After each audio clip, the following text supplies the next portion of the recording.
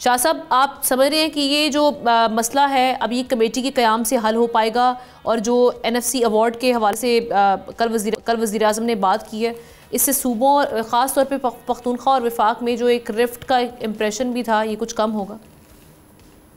बहुत बहुत शुक्रिया आमना। मेरे ख्याल में ये बड़ा देरीना मसला है और उसकी सबसे बड़ी वजह ये है कि सूबा 90% वो रिलाई करता है सेंटर के ऊपर अपने बजट की बनाने के लिए। और मेरे ख्याल में वफाक की जानिब से जो बेसिक हिस्सा है जिसमें सबसे इम्पोर्टेंट जो है नेट हाइडल प्रॉफिट है, जिसके लिए खैबर पख्तूनख्वा हुकूमत बारहा मुतालबा करती रही है, जो कि तकरीबन अब तक कुमुलेटिव जो है 75 बिलियन रुपए बन चुका है।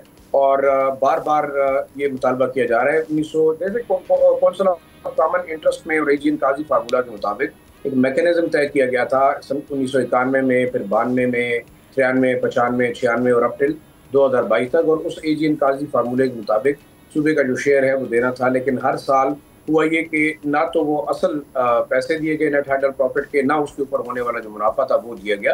तो उस हवाले से बारहा जो है सूबाई हुकूमत जो है वो मुतालबा करती रही है। एक मसला तो ये इसके अंदर हल होगा, और ये एक सूबे का बहुत बड़ा जो है वो रेवेन्यू सोर्स है और होना भी चाहिए। इससे पहले भी 2 फार्मूले बताए थे फेडरल गवर्नमेंट के सामने। 2022 की एक मीटिंग हुई थी CCI की, जिसके अंदर ये कहा गया था कि या तो जो वापडा के पावर जनरेशन यूनिट्स है उनका कंट्रोल जो है सूबे के जिम्मे दिया जाए, या जो सूबे की जो बिजली का जो है खालिस मुनाफा जो है वो एडजस्ट किया जाए सूबे को, जो बिजली शॉर्टफॉल के तहत की जाती है। और साथ साथ 1 किलोवाट आवर के हिसाब से 1 रुपये पर किलोवाट आवर बिजली की इंक्रीज में जो है वो सूबे को उसमें से पेमेंट दी जाए। ये 2-3 फार्मूले तय किए गए थे, लेकिन उसके बावजूद ऐसा ना हुआ। फिर सबसे एक और जो बड़ा इशू बार बार सूबाई हुकूमत जो है वो खासतौर पर यमीन गाउंडापुर हमारे जो मीटिंग जितनी होती रही हैं सेंट्रल गवर्नमेंट के साथ, और ख़ास तौर पर जो मुख्तलिफ किस्म की सिक्योरिटी मीटिंग्स, उसमें ये बारहा ये मुतालबा किया गया था कि सूबा लाइन ऑर्डर की वजह से काफ़ी मसाइल का शिकार है।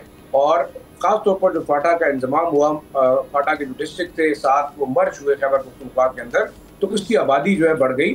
तो उस लिहाज से जो है उन्हें NFC अवार्ड में उसका हिस्सा जो है आबादी के तनासब से 19.6% करना चाहिए, लेकिन वो भी अब तक ना हुआ।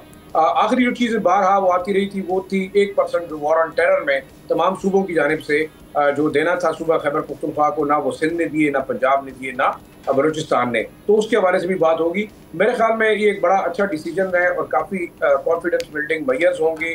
सूबा जो है वो इस वक्त वाकई फ्रंट लाइन स्टेट है दहशतगर्दी के खिलाफ जंग में, और जब तक उसकी माली मावनत नहीं होगी, उसकी फोर्सेस की कैपेसिटी बिल्ड नहीं होगी, पुलिस की कैपेसिटी बिल्ड नहीं होगी, तो एक बहुत अच्छा इकदाम था जो कल जिरगे में बाकायदा डिस्कशन के बाद हुआ।